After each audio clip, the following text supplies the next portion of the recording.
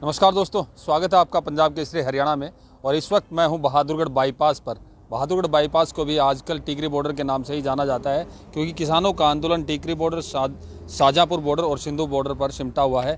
Tikri border पर क्या है हालात, क्या है बहादुरगढ़ बाईपास पर किसानों के हालात और कैसे किसानों ने नए आशियाने बनाए हैं, मैं आपको पूरी तस्वीरें सीधी दिखा देता हूँ। किसानों ने बांस बल्ली और टाटी का सहारा लेकर, टाटी उसको बोलते हैं जिसमें प्याज को स्टोर किया जाता है, गांव में किसान प्याज को स्टोर करते हैं, और टाटियों के सहारे किसानों ने अपने छोटे छोटे आशियाने बना लिए हैं और उन आशियानों के बाहर फूल पौधों के गमले भी लगाए हैं।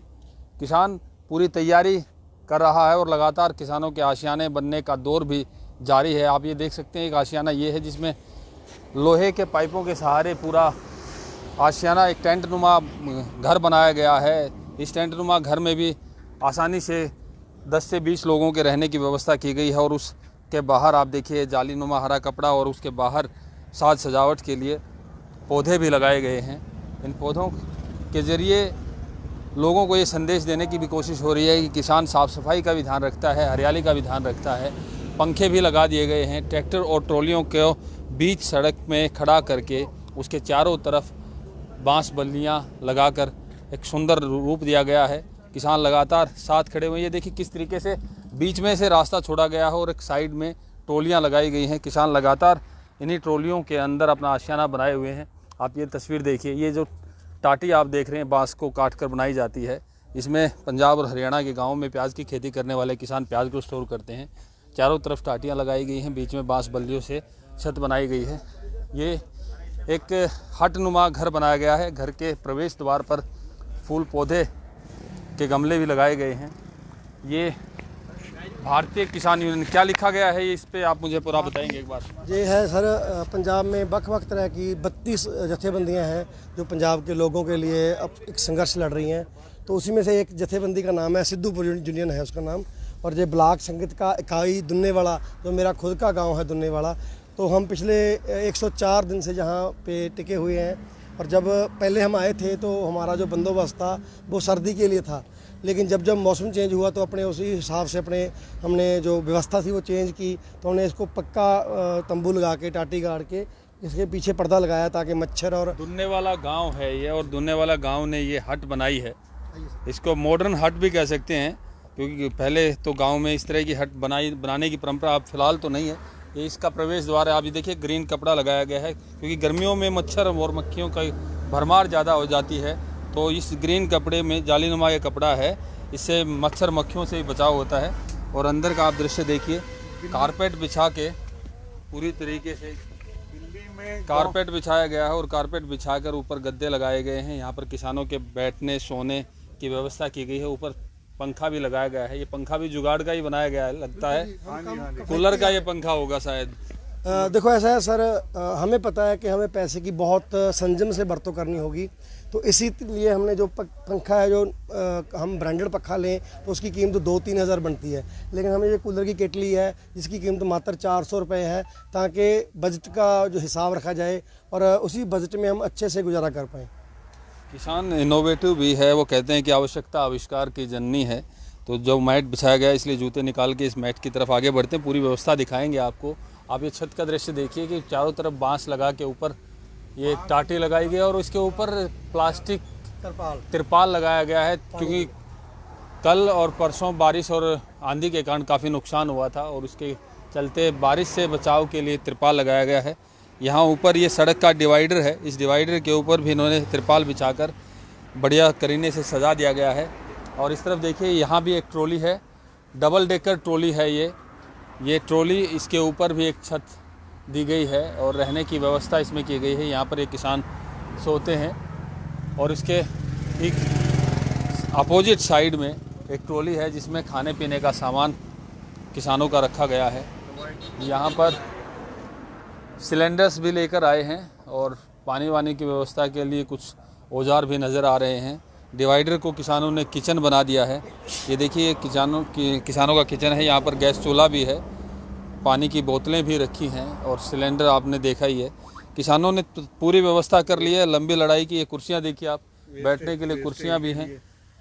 ये देखिए वेस्टेज, ये बोतल को काट के किस तरीके से कंघी, तेल रखा गया है। किसान पूरी तरीके से हर सामान का बढ़िया से इस्तेमाल करना जानता है। हमने देखा कि खाली बोतलों से अलग अलग जगह पर गांव के नाम लिखे गए हैं, सजावट का भी काम किया गया है। ये किसान यहाँ पर बैठे हैं। कल हरियाणा सरकार को गिराने के लिए अविश्वास प्रस्ताव लाया गया, लेकिन वह अविश्वास प्रस्ताव सरकार के पक्ष में गया और सरकार वह अविश्वास प्रस्ताव जीत गई है। अब इन किसानों के साथ बैठकर पूरी चर्चा करेंगे कि किस तरीके से ये आंदोलन आगे बढ़ेगा, क्योंकि अभी हरियाणा में सरसों की कटाई जारी है। 1 अप्रैल से एमएसपी, जिसको लड़ाई को लेकर यहाँ पर लोग बैठे हैं, 1 अप्रैल से एमएसपी पर गेहूं की खरीद भी शुरू हो जाती है। तो क्या तैयारियां हैं, कैसे ये आंदोलन लड़ा जाएगा? सबसे पहले तो हम आपको ये जो जालियां लगाई गई हैं इस पूरे हट के चारों तरफ, पूरी व्यवस्था कैसे की गई है, क्या है ये व्यवस्था, उसके बारे में जानना चाहेंगे। ये ऐसा है कि ये भाई लोगों ने खुद ही बनाया, ये पूरी हट तैयार की है, गांव की लुक दी है इन्होंने। और जो भाई इधर बैठे हैं हमारे गांव के या इनके गांव के, इन्होंने ये बोला कि आपको गेहूं की कटाई, सरसों की कटाई आपको फिक्र करने की ज़रूरत नहीं है, हम खुद काट कर देंगे। खुद आपका जहाँ भी आपने मंडी में लेकर जाना है या आगे पैडी आएगी, धान आएगा, ठीक है, उसका जो हम तो पनीरी बोलते हैं उसको, आपको पता नहीं पौध, हाँ। तो ये बोला गया कि गेहूं काटने के बाद धान की प्योद तैयार की जाती है। हाँ जी। तो गेहूं काट कर धान की प्योद लगाकर वापस वो किसान यहाँ पर पहुँच जाएंगे। नहीं, वो तो यही है। हम खुद उनके लिए व्यवस्था की है कि हम आपको गेहूं भी काट कर आपका मंडीकरण के लिए भेजेंगे, और आपके लिए जो पैडी का जो पनीरी है वो भी हम खुद उगा कर देंगे, हम बीज ला कर देंगे। हमारे ट्रैक्टर ट्राली जो भाई लोग इधर बैठे हैं उनके, और जिनको ज़रूरत है, ठीक है, जो वो हमारे लिए बैठे हैं, सभी के लिए बैठे हैं। ये भाई लोगों ने, इन्होंने सभी ने ये ऐसी व्यवस्था की है। पहले भी कोई दिक्कत थी, गेहूं को पानी देना था, खाद डालनी थी या कुछ भी था, वो इन्होंने अपने आदमियों से, अपनी लेबर से गांव में व्यवस्था बनवा रखी है कि जो गांव में पीछे लोग, मैंने छत बनवाई है, तो ये मेरे गांव के ही मेरे चाचा लगते हैं, उनकी मेहनत का ये परिणाम है। हमने जो पूरा बांस है बहुत सस्ते में यहाँ से परचेज किया है, बहादुरगढ़ सिटी से। हमने 3-4 दुकानों पे पहले तो उनका रेट पता किया, कम से कम रेट वाला हमने परचेज किया। तो फिर 3 दिन की बड़ी कड़ी मुशक्क़त सोलर सिस्टम, बड़ा इन्वर्टर लाया जाए ताकि बिजली की खपत कम हो और रात को आराम रहे, ठीक है। और साथ साथ हम यहीं साथ में गांव के कुछ लोगों ने रल मिल के आरओ प्लांट इंस्टॉल करवा दिया है, बम्बी लगवा दिया है, सबमर्सिबल मोटर लगवा दिया है, ताकि गर्मी के दिनों में पानी की जो दिक्कत है वो किसानों को दरपेश ना आए। तो इस आपके माध्यम से मैं एक क्लियर कट संदेश देना चाहता हूँ कि सरकार चाहे जो भी हथकंडे अपना ले, हमें डराने की, धमकाने की, जो भी अपनी कोशिश है वो करके देख ले, हम अड़े हुए हैं।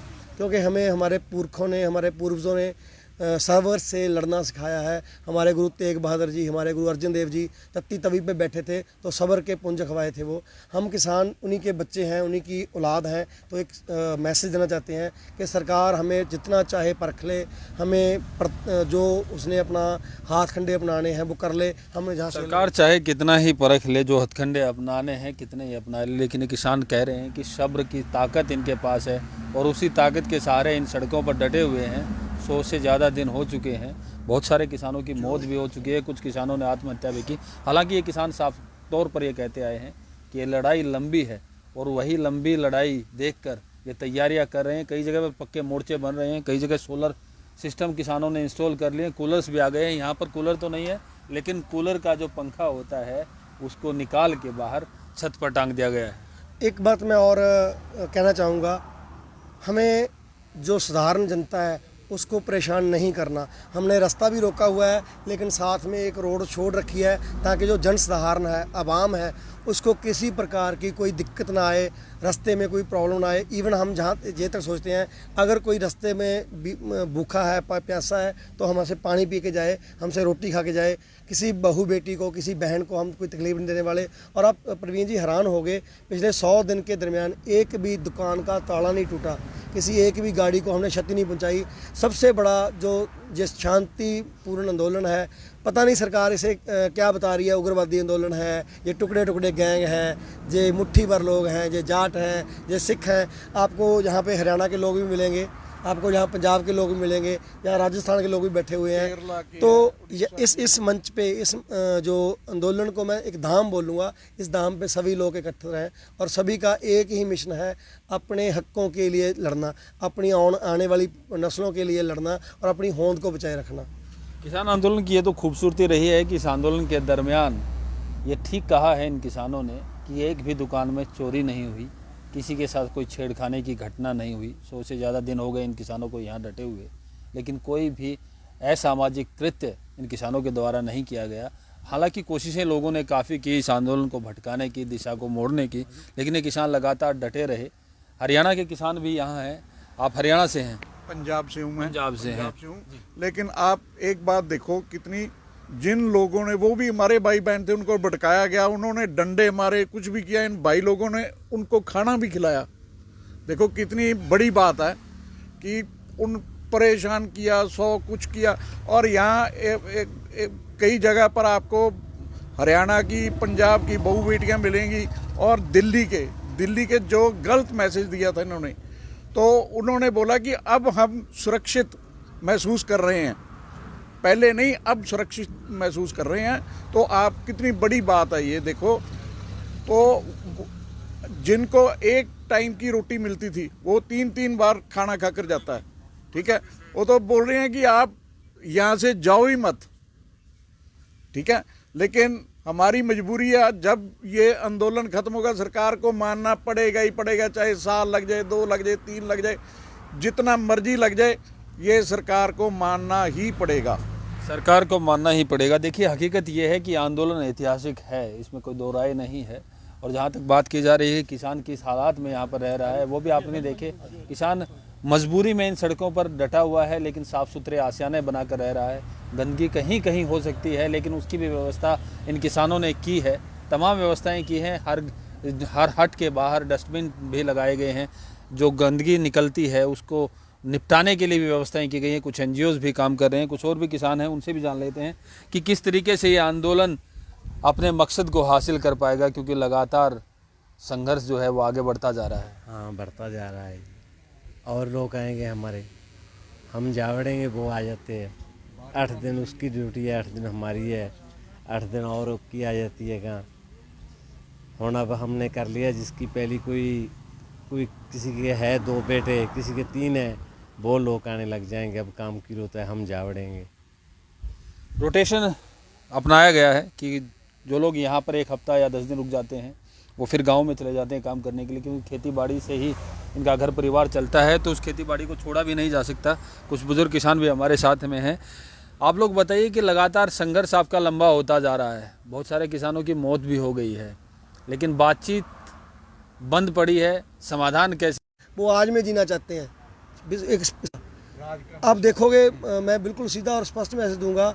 जिस तरह से मैंने कुछ खबरें अखबारों में खबरें पढ़ी थी, पंजाब सरकार में कुछ विभागों को जियो के सिम लेने के लिए विवश किया जा रहा है कि आप जियो के सिम यूज़ करो। तो इस तरह से क्या होता है, जो मनुष्य अधिकार है, ह्यूमन राइट्स है, उसका कॉलम ख़त्म हो जाएगा हमारे कॉन्स्टिट्यूशन से।